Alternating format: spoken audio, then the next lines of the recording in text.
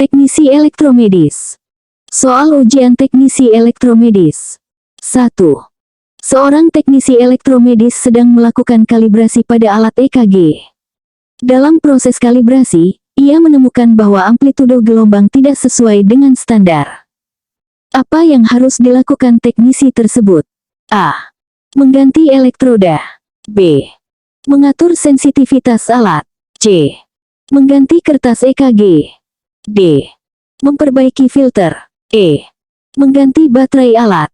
Jawaban yang tepat dari soal di atas adalah B. Pembahasan dari pertanyaan di atas yaitu, bahwa ketika amplitudo gelombang EKG tidak sesuai standar, langkah yang tepat adalah mengatur sensitivitas alat. Sensitivitas mengontrol amplitudo gelombang yang direkam pada kertas EKG.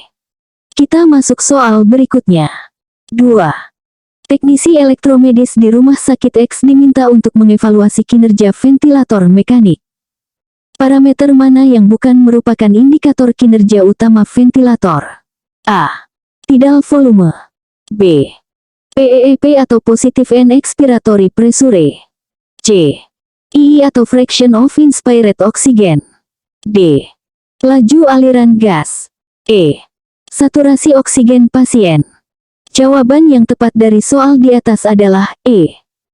Pembahasan dari pertanyaan di atas yaitu, bahwa saturasi oksigen pasien adalah parameter fisiologis pasien, bukan indikator kinerja ventilator secara langsung.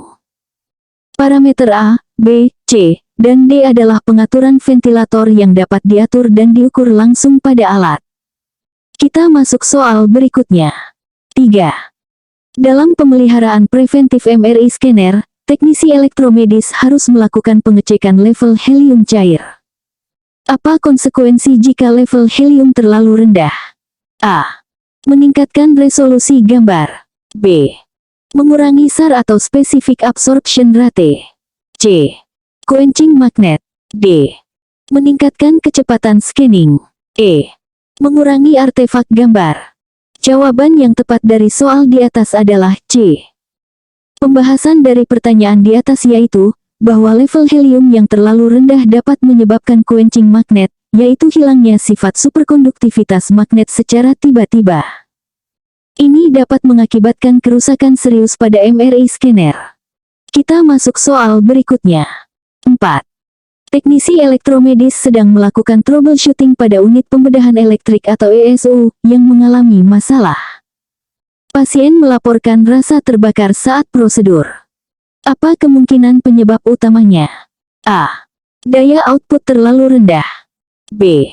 Elektroda netral tidak terpasang dengan benar. C. Frekuensi operasi terlalu tinggi. D. Mode bipolar aktif. E. Pedal kaki rusak. Jawaban yang tepat dari soal di atas adalah B. Pembahasan dari pertanyaan di atas yaitu, bahwa rasa terbakar pada pasien saat menggunakan ESU sering disebabkan oleh elektroda netral atau return elektrode yang tidak terpasang dengan benar. Hal ini dapat menyebabkan konsentrasi arus listrik pada area tertentu dan mengakibatkan luka bakar. Kita masuk soal berikutnya. 5. Seorang teknisi elektromedis diminta untuk mengkonfigurasi sistem PACS atau Picture Archiving and Communication System baru di rumah sakit. Protokol komunikasi mana yang paling sesuai untuk digunakan dalam sistem ini? A. HL7 atau Health Level 7. B. DICOM atau Digital Imaging and Communication in Medicine. C. TCP/IP atau Transmission Control Protocol Internet Protocol. D. SMTP atau Simple Mail Transfer Protocol. E. FTP atau File Transfer Protocol. Jawaban yang tepat dari soal di atas adalah B. Pembahasan dari pertanyaan di atas yaitu, bahwa DICOM adalah standar internasional untuk transmisi, penyimpanan, pengambilan, pencetakan, pemrosesan, dan tampilan informasi pencitraan medis. Ini adalah protokol yang paling sesuai dan umum digunakan dalam sistem PACS. Kita masuk soal berikutnya. 6. Dalam proses sterilisasi alat medis menggunakan autoclave, teknisi elektromedis menemukan bahwa indikator biologis menunjukkan hasil positif setelah siklus sterilisasi. Apa tindakan yang harus diambil? A. Mengganti indikator biologis dan mengulangi tes. B. Meningkatkan suhu sterilisasi. C. Mensterilkan ulang semua alat dan menginvestigasi penyebabnya. D. Memperpanjang waktu sterilisasi. E. Menggunakan metode sterilisasi alternatif. Jawaban yang tepat dari soal di atas adalah C. Pembahasan dari pertanyaan di atas yaitu bahwa hasil positif pada indikator biologis menunjukkan kegagalan sterilisasi. Tindakan yang tepat adalah mensterilkan ulang semua alat yang terkena dampak dan melakukan investigasi menyeluruh untuk mengidentifikasi dan memperbaiki penyebab kegagalan. Kita masuk soal berikutnya. 7. Teknisi elektromedis sedang melakukan pemeliharaan pada mesin hemodialisis. Parameter mana yang bukan merupakan bagian dari sistem kontrol ultrafiltration pada mesin hemodialisis modern? A. Tekanan transmembran. B. Laju aliran darah. C. Konduktivitas dialisat. D. Berat badan pasien. E. Profil sodium. Jawaban yang tepat dari soal di atas adalah E. Pembahasan dari pertanyaan di atas yaitu bahwa profil sodium bukan merupakan parameter langsung dalam sistem kontrol ultrafiltration. Meskipun penting dalam terapi dialisis, profil sodium lebih terkait dengan manajemen elektrolit daripada proses ultrafiltrasi itu sendiri. Kita masuk soal berikutnya. 8. Seorang teknisi elektromedis diminta untuk menganalisis kualitas gambar dari sistem radiografi digital atau dokter. Faktor mana yang tidak mempengaruhi signal to noise ratio atau SNR dalam sistem dokter? A. Dosis radiasi. B. Efisiensi deteksi. C. Ukuran piksel. D. Waktu paparan. E. Jarak fokus detektor. Jawaban yang tepat dari soal di atas adalah E. Pembahasan dari pertanyaan di atas yaitu bahwa jarak fokus detektor mempengaruhi resolusi spasial dan distorsi geometris, tetapi tidak memiliki efek langsung pada SNR. SNR terutama dipengaruhi oleh faktor-faktor yang berkaitan dengan jumlah foton yang terdeteksi dan efisiensi sistem dalam mengonversi foton menjadi sinyal digital. Kita masuk soal berikutnya. 9.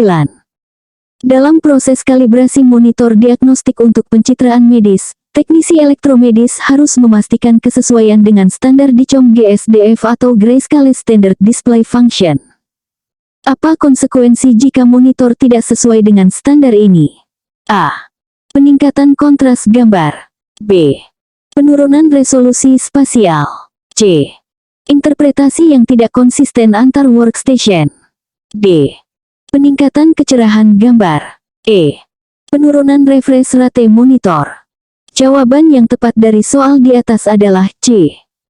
Pembahasan dari pertanyaan di atas yaitu bahwa ketidaksesuaian dengan standar DICOM GSDF dapat menyebabkan interpretasi yang tidak konsisten antar workstation.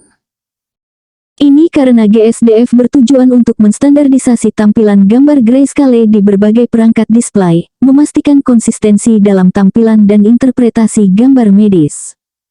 Kita masuk soal berikutnya. 10. Teknisi elektromedis sedang melakukan evaluasi pada sistem angiografi. Dalam analisis dosis radiasi, istilah air kerma mengacu pada A. Dosis radiasi yang diterima oleh pasien. B. Energi kinetik yang dilepaskan per unit massa udara. C. Dosis radiasi yang diterima oleh operator. D. Jumlah total foton yang dipancarkan oleh tabung sinar X. E. Faktor atenuasi jaringan. Jawaban yang tepat dari soal di atas adalah B. Pembahasan dari pertanyaan di atas yaitu bahwa air kerma atau kinetic energy release per unit mass mengacu pada energi kinetik yang dilepaskan dalam udara per unit massa oleh radiasi ionisasi. Ini adalah ukuran penting dalam dosimetri radiasi dan digunakan untuk mengevaluasi output radiasi dari sistem pencitraan medis. Kita masuk soal berikutnya.